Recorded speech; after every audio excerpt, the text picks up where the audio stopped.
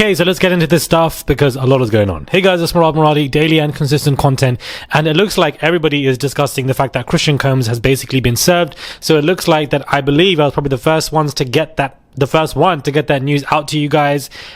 Great that I could do that, because initially when I read it, it was so early on that you guys got the information that I thought it didn't make any sense, but everybody is now discussing it, and it's just great to see. So, whoever's first, it doesn't really matter, to be honest with you. It's the fact that we just get the information, but cool. But anyways, let's get into this, where Ray J's car has been vandalized weeks after he claimed that somebody tried to obviously harm him and shoot him. He's taken to social media and showing that his car was basically vandalized. Somebody is obviously after Ray J. In my opinion, maybe a bit insensitive, but it's given I did this, but let me put it up on social media so everybody can start talking about me. It's given antics. That's what it's given. It's given Ray J antics. And I feel like he's always up to no good, always doing something.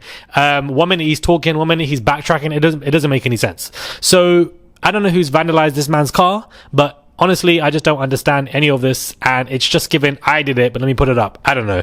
Or maybe somebody did it to him, because we do know in a lawsuit Diddy tried to blow up Kid Cudi's car, so it is very much possible. But with the way that this guy has been backtracking and arse-licking Diddy and his children all over online for the past couple of weeks, you would have thought that Diddy's people would have bought him a new car, not vandalized anything, because of the way that he's changed his tone entirely. Don't agree with people who do stuff like that. It's like you lose integrity and credibility to me when you immediately go the other way of the pendulum randomly for no reason. It's given paid off, and this just doesn't make any sense to me as to why.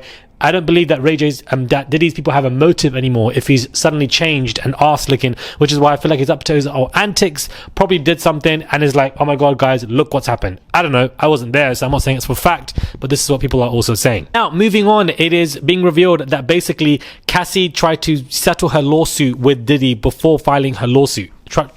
Cassie tried to settle, with Diddy before filing her lawsuit. In a sneak peek of the upcoming podcast, The Rise and the Fall of Diddy, Mills revealed, legal insider Dante Mills revealed that her lawsuit was almost never filed, that Cassie tried to resolve the issues privately. She came to him before she filed any lawsuit and said, I believe I was wronged by you, and she gave him an opportunity to settle the case before she brought a lawsuit. Mills, who claims to have close knowledge of the case, explained that attorneys from both sides were in talks to negotiate a settlement. However, those conversations ultimately broke down. You can catch the full story when the podcast drops. That's basically saying that, Diddy's ego didn't allow him to do so. And I feel like we already knew the gist of that when Cassie's lawsuit dropped, that she was already trying to settle things privately. I feel like the streets were saying that, and I feel like we already kind of had that common sense. We've been discussing this. This is not tea to me. This is old news. No shade, no tea.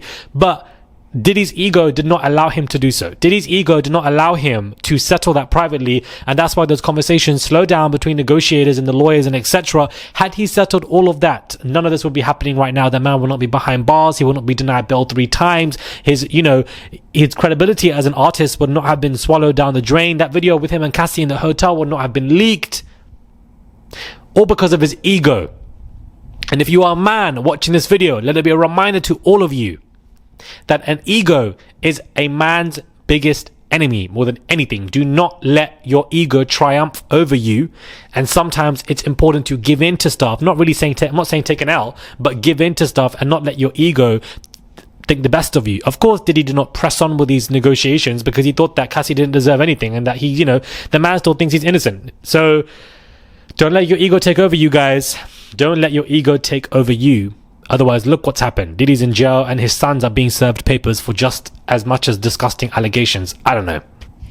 Wild. And now that's going all over the rounds, Christian Combs, and he's dumb, because if he sat there and kept his mouth quiet, it would have been a different story. But he ran his mouth defending his father, only for him now to be accused of everything his father's done, and then those papers being served towards him. So it just doesn't help his image, his PR, nothing. I feel like people might forget about it, they might not, I don't know, but I just don't think it might help him for his own income, his own inflow, his own money, because rich kids, all they want to do is feed off their parents.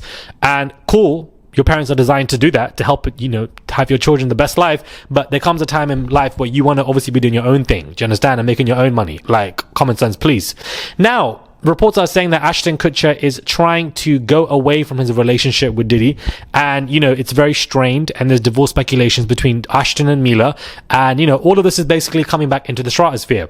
Now, I had people come up to me They were telling me in the DMs information, as people who are publicists and PR people basically in that world, were in my DMs basically saying that they've heard many conversations and spoken about at many parties and events where basically, I'm not saying this is true, although this is alleged, but this is what these people have told me for fact. That's what they said as fact, that Ashton Kutcher's charity in regards to trafficking and highlighting what is going on with children is actually a place where a lot of malpractice takes place, and behind closed doors they use the charity to locate the people who are about to come out and accuse these big politicians and celebrities for these shocking allegations. Ashton Kutcher's charity apparently prevents that from taking place, and apparently he tries to keep the celebrities in a safe place, basically protecting the celebrities and making sure that these children, when they were children, don't come out with stuff like this. They put it away or etc., or they prevent it from coming out. This is basically what his charity really does, and that it's very corrupt behind the scenes, and that, didn't they put out a letter to support somebody who's very problematic, if I'm correct, and that basically this is what he's been doing for a lot of people in Hollywood for a very long time, which is why he's strained and worried about his relationship with Diddy and Diddy being arrested, basically is what the gist of that story is. So it's a pretty shocking story that I was told by multiple publicists, PR people, and etc., and I wanted to just share it with you guys because he's back in the papers and people are discussing him again and about divorce and Mila and Diddy and etc. I needed some energy for this video. Don't ask me why I took an espresso at 12 a.m. I don't know why I did that, guys. It doesn't make any sense. It honestly doesn't make any sense. But this is basically what these people are saying to me.